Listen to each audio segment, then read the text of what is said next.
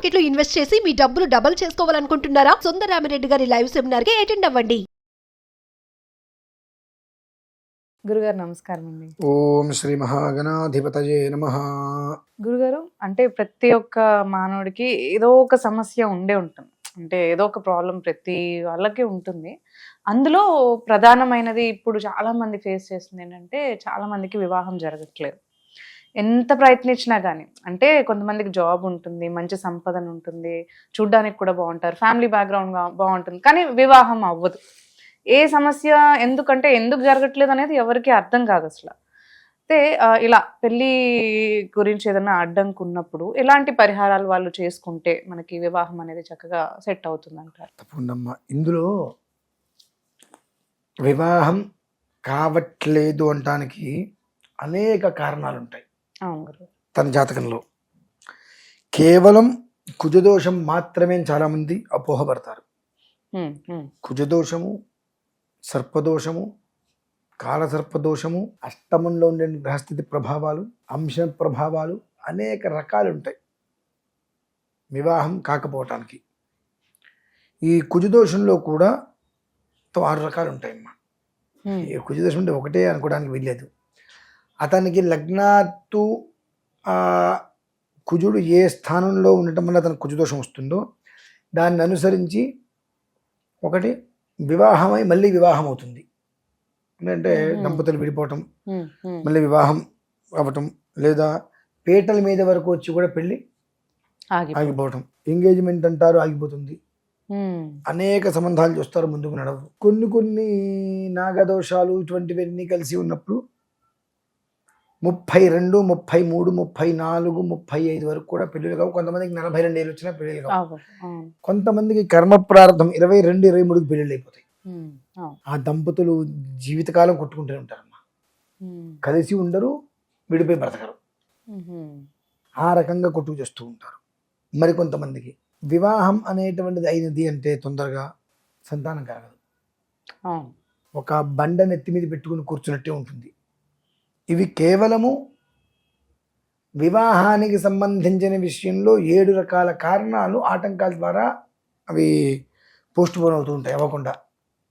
ఎంత చదువు ఉంది, ఎంత ఉద్యోగం ఉంది, ఎంత జీతం ఉంది అని కాదు, గ్రహస్థితి ప్రభావం ఎంత బాగుంది అనేటువంటిది చూసుకోవాలి. ఈ గ్రహం అతని మీద ఏ స్థాయిలో ప్రభావం చూపిస్తుంది అనేటువంటి విషయం తెలుసుకోవాలి. సరైన మార్గాన్ని అన్వేషించి పరిహారం చేసుకోవాలి. కుజుడు ఉన్నాడు కాబట్టి, కుజుదోషం ఉంది కాబట్టి చేసేయండి, నాగప్రతిష్ఠ చేయండి అంటారు. నువ్వు నాగప్రతిష్ఠ ఎప్పుడైతే చేశావో నీకు సంతానం కలగదు. నాగప్రతిష్ఠ ఎప్పుడైతే చేసావో అప్పుడు సంతానం కలగదు అంటున్నారు. ఎందువల్ల సంతానం కలగదు? దంపతులకు సఖ్యత ఉండదు ఇంక ముందు. అదేంటంటే అందరూ నాగప్రతిష్ఠ చేయమంటారు కదండి అంటారు. అదే అంటున్నా, ఏది అవసరము, ఏది ఎలా చేయాలో కూడా తెలియకుండా ఎలా పడితే అలా నోటికి ఏది వస్తే అది చెప్పటం, ఏది పడితే అది చేయించటం, దీనివల్ల ఎన్నో కుటుంబాలు నాశనం అవుతున్నాయమ్మా. కాలసర్పదోషం ఉంది, దానికి చాలామంది కాళహస్తిలో వచ్చేస్తే సరిపోతుంది, రాహుకేతులకు జపం చేస్తే సరిపోతుంది అంటారు. మొత్తం నవగ్రహ సంఖ్య 120 సంవత్సరాలమ్మ. రాహుకేతువుల సంఖ్య 25 సంవత్సరాలు. అంటే రాహుకేతువుల మధ్యలో అంటే 25 సంవత్సరాలు నడిపించేటువంటి రాహుకేతువుల మధ్యలో 95 సంవత్సరాల గ్రహాలు చిక్కుకుపోయినాయి. సో నీకు ఏదో ఒక వారం రోజుల్లో కూర్చొని జపం చేసేస్తా అంటే అది నీకు క్లియర్ అయిపోతుందా? అవునంటారు. కానీ దానికి సమయం ఎక్కువ చెబితే యాక్సెప్ట్ చేయలేరు. అంటే బాగుండాలి, క్షణంలో పూర్తయిపోవాలి, ఇన్స్టెంట్ ఫలితాలు రావు. అలా ఇన్స్టెంట్ కోసం చేసే ప్రయత్నాలు తిప్పి కొడతాయి, మీకు ఇంకా ఎక్కువ దోషానికి మీకు అది ప్రేరేపిస్తూ ఉంటాయి. ఇటువంటి ప్రతి ఒక్కటి చూసుకోవాలమ్మా. దీనికి మూలం అసలు ఎందుకు కావట్లేదు అంటే, ముందు నీ నక్షత్రం ఏంటి, నీ లగ్నం ఏంటి, నీ రాశి ఏంటి, నీ దశ ఏంటి, మహర్దశ ఏంటి, ఇప్పుడు ఏం జరుగుతుంది అనేటువంటి విషయాన్ని చూసుకొని ఆ రాత ఎప్పటి వరకు ఉంది, రాత లేకపోవడానికి కారణం ఏంటి, పితృదోషాలు, పితృశాపాలు, స్త్రీ శాపాలు, ఇవన్నీ కూడా ఒక మనిషికి వివాహం కానివ్వకుండా, వివాహం కనుక ఒకవేళ అయితే దంపతుల మధ్య అన్యోన్యత లేకుండా, సంతానం రానీయకుండా సంతానానికి అడ్డుపడిపోతూ కుటుంబానికి మానసికంగా శారీరకమైనటువంటి వైకల్యాన్ని తీసుకొచ్చేటువంటి స్థితి. మానసిక వైకల్యం, శారీరక ఆవేదన, మానసిక వైఫల్యాన్ని తీసుకొచ్చేటువంటి స్థితి వీటికి ఉంటాయి. కాబట్టి వీటిల్లో ఏ విధానంతో మీరు ఇబ్బందులు పడుతున్నారు, ఏ విధానాన్ని నుంచి వివాహం కావట్లేదు అనేటువంటి విషయం మనం గ్రహించుకోకుండా, తెలుసుకోకుండా ఏది పడితే అది చేయించటం అనేటువంటిది అతని కుటుంబం సర్వనాశనం అయిపోతుందమ్మా.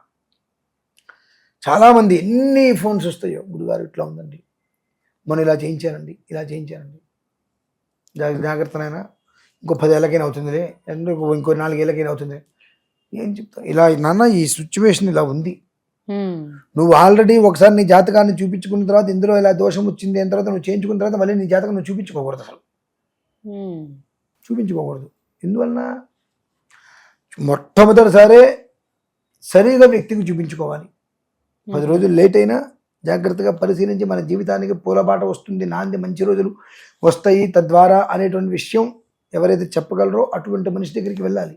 సమయం లేట్ అయినా ఫోన్ చేసినప్పుడు, గురుగారు ఇట్లా ఉందండి, మీరేం చెప్తా చేయరు, నేనేం చెప్తా చేయడం కాదయ్యా, ఈ ప్రభావం ఇలా ఉంది, 4.5 సంవత్సరాల క్రితం చెబితే లేదు గురుగారు, వేరే వాళ్ళు చెప్పారు మీకు 6 నెలల్లో వివాహం అయిపోతుందని చెప్పారు, కానీ అసలు మీరేం చెప్తారో తెలుసుకోవడానికి ప్రయత్నం చేస్తున్నానంటే, లేదయ్యా వివాహం ఇప్పట్లో అయ్యే అవకాశం లేదు, కష్టం, ఏ శాంతి చేయించుకున్నా నీకు అవ్వదు. ఎందువల్లనంటే కొన్ని ఇట్లా కర్మ అనుభవించాలి, పూజ చేసుకునే ఫలితాలు రావు. నీకు ఈ కర్మ అనుభవించాల్సింది ఉందయ్యా, నీకు ఇప్పుడు ఏమి చేసినా ఉపయోగం లేదంటే మీకు తెలియనప్పుడు మీరు మాట్లాడకండి అన్నాడు. మళ్ళీ ఒక 4 రోజుల క్రితం ఫోన్ చేశాడు, గురుగారు మీరు చెప్పింది జరిగింది గురుగారు, క్షమించండి, ఆ రోజు ఇలా మాట్లాడాను, ఈ 4 ఏళ్ళ వరకు నీకు పెళ్లి కాదయ్యా అన్నారు, ఇప్పటికి ఇంకా కావాలి, ఇప్పుడు నా పరిస్థితి ఏంటండి అన్నారు. ఆ సమయం వచ్చినప్పుడు చెప్తానని చెప్పాను. అంటే ఏంటంటే ఎలా ఉంటారంటే మనుషులు, ఇక్కడ ఖచ్చితంగా మనకు మంచి జరుగుతుంది, ఫలితం వస్తుంది, నిర్ణయాత్మకంగా ఉంటుందంటే ఆ మనిషిని నమ్మరు. వానకి మొలిచి గాలివాన్ని కొట్టుకుపోయే మొక్కలు ఉంటాయి చూసారా, వాటిని నమ్ముతారండి.